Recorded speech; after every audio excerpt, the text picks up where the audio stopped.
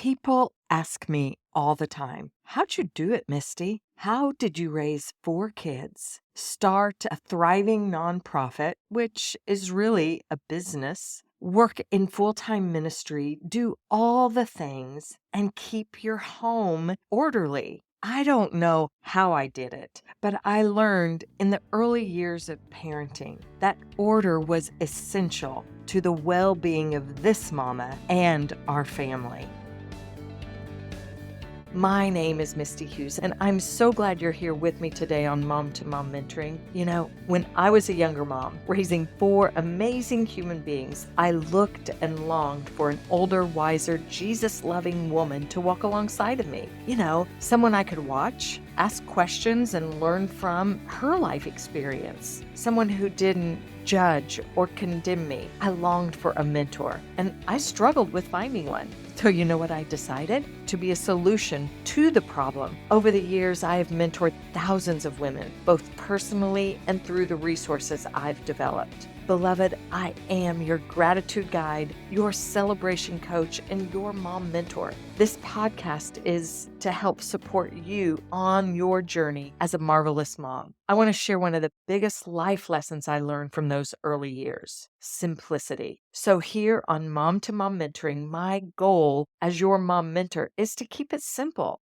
If you find yourself juggling all the school schedules, the grocery runs, and that never-ending laundry mountain while trying to keep some semblance of sanity, if your house looks like a tornado blew through it and you're wondering how on earth people manage to keep it all together, this episode is for you. Today, we're diving into the world of organization, but not the Pinterest perfect kind that makes you feel less than. We're talking about the kind of organization that brings you peace, the ability to breathe, and the space to hear God's voice amidst all the chaos. Our guest today is the queen bee of organization, and trust me, she is not judging the laundry pile on your couch. She's here to share how real organization is a journey, not just a destination. And now more than ever, I think our homes need to be a sanctuary and a place of peace and calm and order. And so that is just the biggest gift, is to get to be a part of helping people accomplish that. On today's episode, I have the queen bee of organization herself, Kristen. Kristen is a self-acclaimed hot mess and a naturally unorganized owner of a successful nationwide professional organizing company. Thousands of clients have realized the life-changing benefits of organization. Kristen's philosophy is simple. She loves to help create simple, realistic, sustainable solutions for you with compassion and always without judgment. Kristen, I am so excited you're here with me today. And this conversation is one that is enlightening and just plain fun. Hey, let's get started by defining what is organization. Gosh, I love that. Organization to me really means order.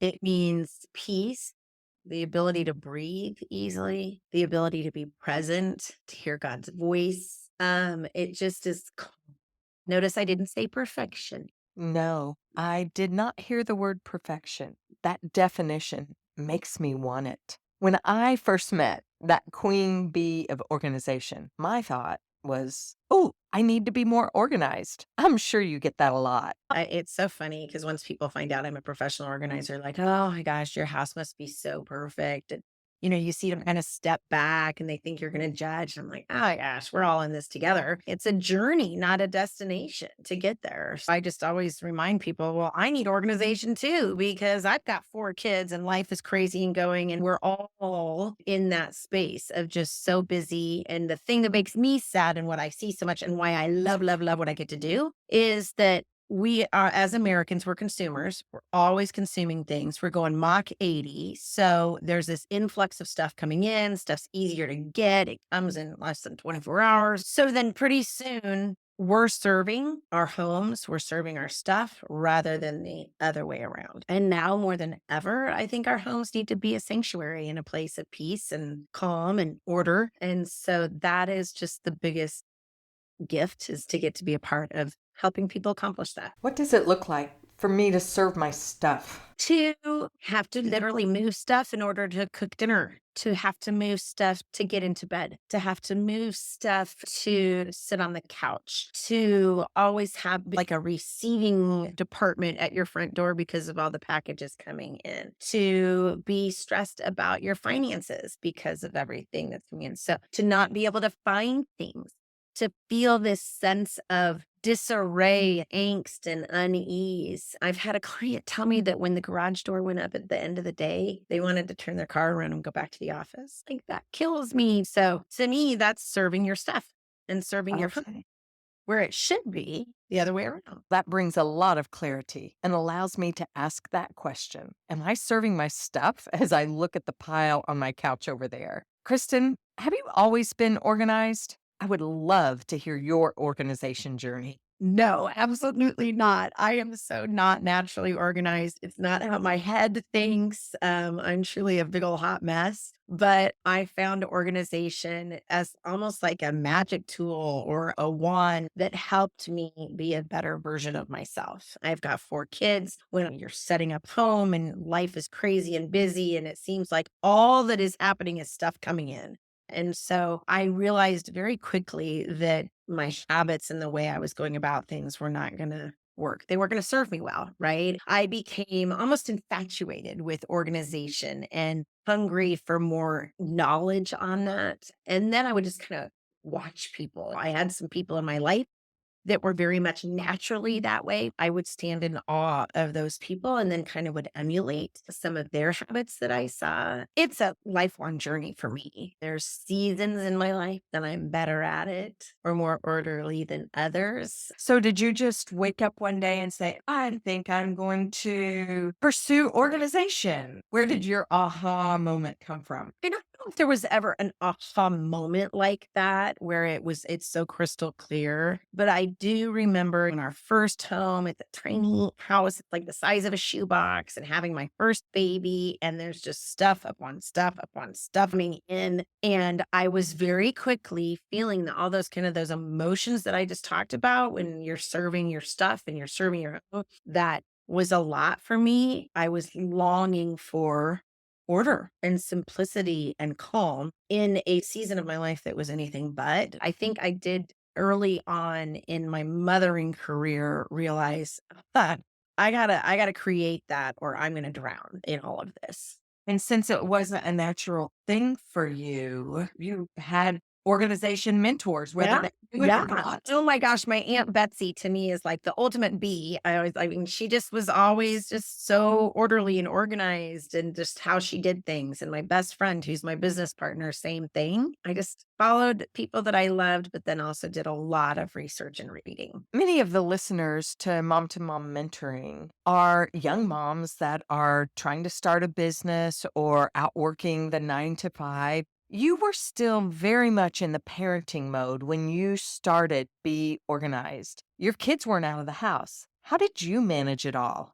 I'd love to say I did it so fabulously and I had boundaries and I achieved that perfect work life balance I was going for. But the irony is, no, not so much. You know what? My kids and my husband have been awesome supporters from day one. And I had to let go of a lot of things. I had to let go of perfection. I had to let go of being everything to everyone, which I think in the end was probably really good for all of us. I had to simplify my expectations of what does dinner look like? Keeping it real, I think is really hard in our day and age of parenting. But I'm not going to lie, building a business is hard work and you sacrifice. My kids sacrificed, but we're celebrating our 9th anniversary of Be Organized. And yeah, it does. It feels amazing. Congratulations. The confetti is falling. That is so exciting, Kristen. I do have another question, real quick. Is there a psychology in organization? Oh my gosh, yes. We tease that we are psychologists and marriage therapists and all of that.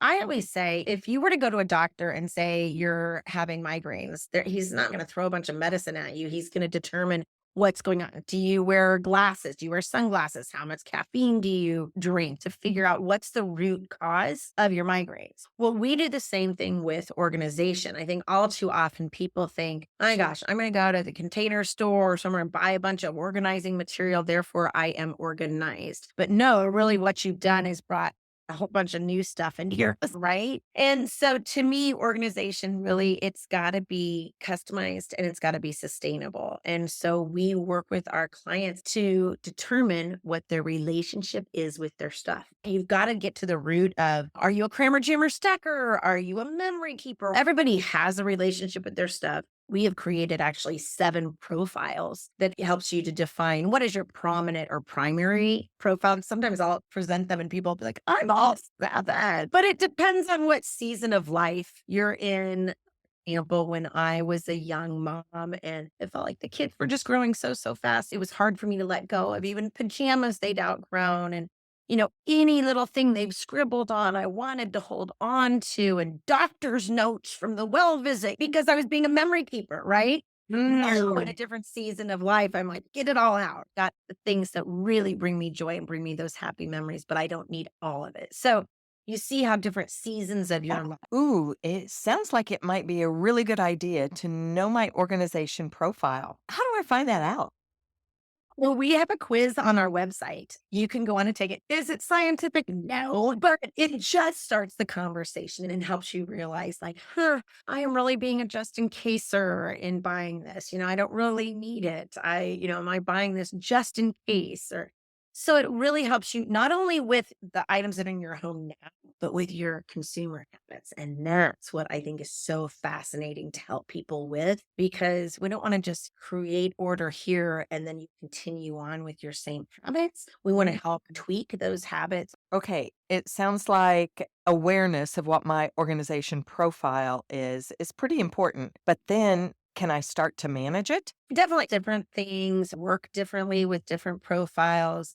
Obviously, I mentioned the memory keeper. There's going to be a lot of emotion wrapped up when you're a heavy memory keeping person or season of life. You're going to take longer and you're going Okay. to have to really honor those emotions, but keep movement forward. For example, I'm a crammer jammer stacker. I was raised by crammer jammer stackers. I am through and through a crammer jammer stacker, but I have found out ways to manage my Kramer Jammer stackiness that prevents total chaos. For the longest time, I had a ginormous, gorgeous, big ceramic bowl right on the end of my kitchen island. And that's where just random stuff went because I didn't want the clutter. I didn't have the time or the inclination in that season of my life to be dealing with every single little teeny item as it came in. So in that bowl, you would have mail, you would have permission slips, you'd have candy wrappers. So if I had one central place that things like that went, and then I built into my weekly time a time to empty, it was green bowl time. So then I didn't allow it to get too far.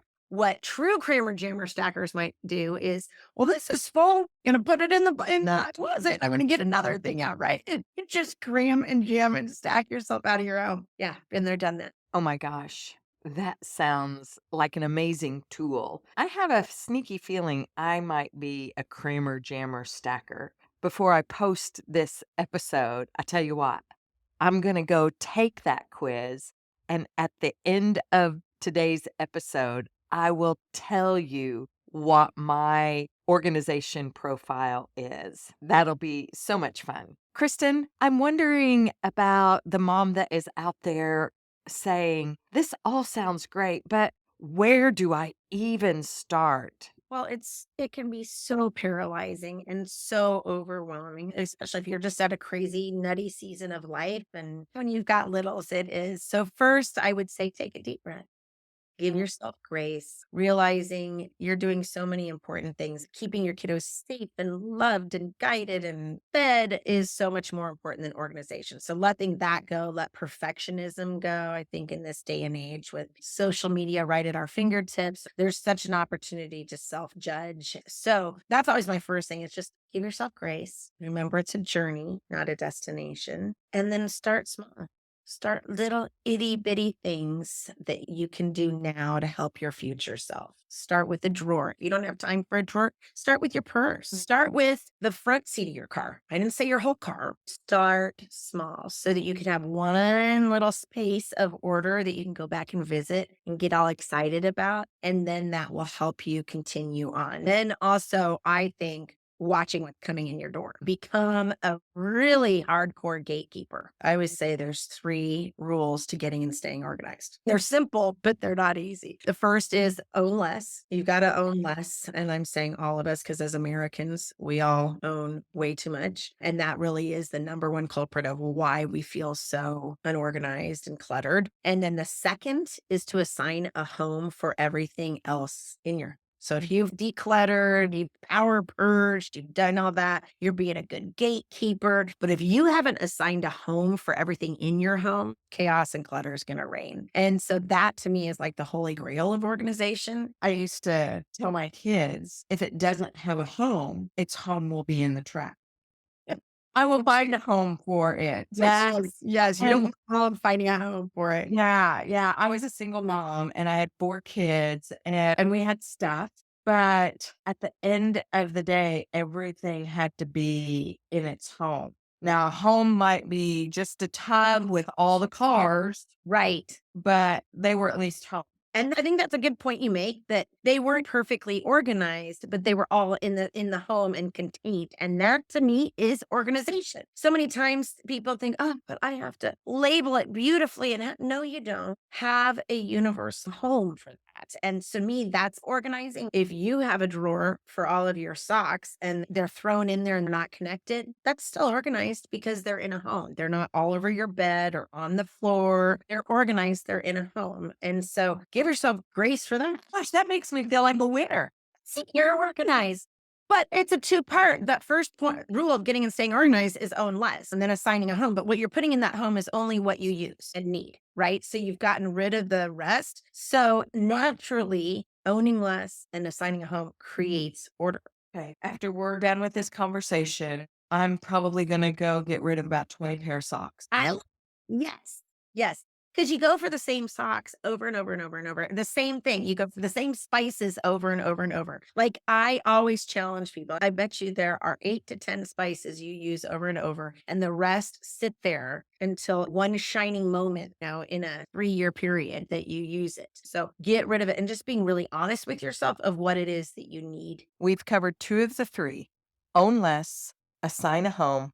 What's number 3? It's not exciting. It's not earth shattering, but it can be life changing. And that is maintaining the order that you've worked so hard for. You did exactly that. Of at the end of the day with your kiddos, everything has to go back in their home, right? If you maintain, you're never going to get to the point where you feel like you're drowning. But how do I get to the place where it's maintainable? You do have to set aside time and strategy to owning less and assigning a home for everything in those spaces. So that's where we go back to start small, give yourself some goals. But be honest with yourself, it's not going to happen overnight. But once you get to that point where you have organization, then the maintenance is key. That becomes the most important step because we're humans. We're going to go back to our old habits. I always do a weekly reset. Every Sunday, I reset. There's all these steps that I have in my Sunday reset that helps me maintain order, that sets my future self up for success in the coming week.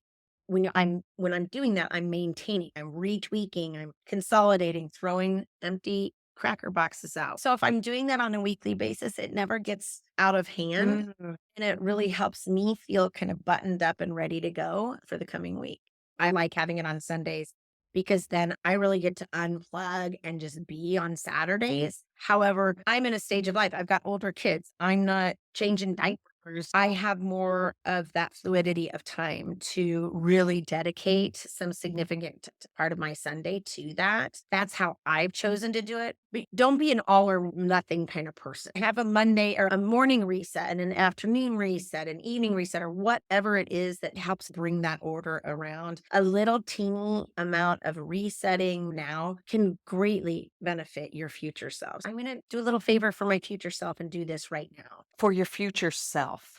I really love that idea. It sounds like self-care. Now, I can't take credit for this quote, but I tell people all the time, if it doesn't get scheduled, it doesn't get done. So if I don't set a reset on my calendar, you know what? It just won't happen. Right, because you can make all the lists in the world, and trust me, I love my list making and all that, but you can list and notate and all of that, but if you don't schedule the time to make it happen, it absolutely will. How do I know what I need to reset? We actually have a reset checklist.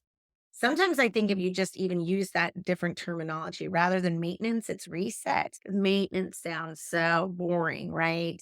Doesn't sound sexy at all. I know, not at all. Ooh, that is so great. I can't wait to get my hands on that reset checklist. I'll make sure to put the link for that in the show notes. I'm thinking about some young moms that are listening to this that might not have 2 hours on a Sunday evening to go through this checklist. We're all still struggling with perfectionism, right? So some of that stuff needs to go off of there. Some of it's not important. Chunk it down and do a little bit at a time. Once we started getting phones and I always had a timer on me, that changed my life because I set timers for myself on everything. And so setting a timer is a powerful, powerful thing. So 5 minutes, you can do a lot for your future self in 5 minutes. So this was a problem I had as a young mom. Have you ever read the book If You Give a Moose a Muffin? Or if you give a mouse a cookie. So I would start to clean the closet, doing well, but the closet never got cleaned, and I had 5 other projects started. Guilty. Guilty. Oh, that's human nature, but little ways that you can prevent that is setting a timer, really establishing a timeline for the said project beforehand. I've got 2 hours to do this. I'm going to set my timer for an hour and a half so that all the things that I pulled out of there that don't belong in there have to be relocated or taken to the trash, giving yourself time for that. So that's one way. Invite a friend over, have them help. That's the benefit of having a third party involved is kind of keeping you tasked and that third party's not emotionally. I love the idea of having someone there just to help keep you accountable to the task. And if you have a friend, then you can go do it at their house the next week. Kristen, you talked a lot about simplifying, and I love to keep it simple. In fact, it's one of the things we talk about at the beginning of every mom to mom mentoring episode.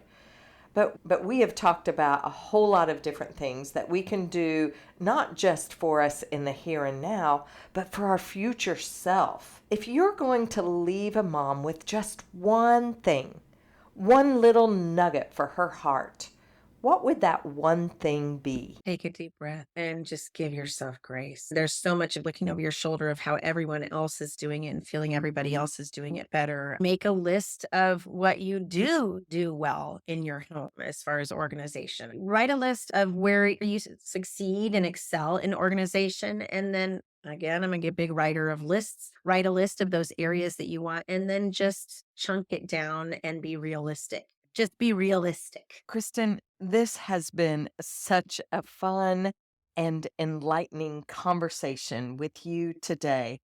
I really appreciate you taking the time and helping us all live, lead, and love from a place of peace and joy through this gift of order. Thank you so much for what you do. I want to put a plug in for your Facebook group. I've joined your group, and it is so fun to go on and watch what you've got going on and your fun, engaging ways. How can moms get a hold of you? Thank you so much for inviting me on. I've always just adored you and look up to you and so honored to be here today. Beorganized.com is our website. You can get on there. There's lots of good stuff. You can subscribe to our Hello from the Hive, which is a fun monthly newsletter. We have franchised our concept and we are in 37 markets as of right now. And then follow us on social, Instagram and Facebook. Lots of fun stuff. And I think you'll see that we're just really keeping it real and reminding people to meet themselves where they are and progress over perfection. All right, mamas. I hope today's conversation has helped you take a deep breath and remind you that organization isn't about perfection. It's about peace, purpose, and making room for what really matters. Now, like I promised, I did the organization profile. I'm what you'd call a just-in-caser.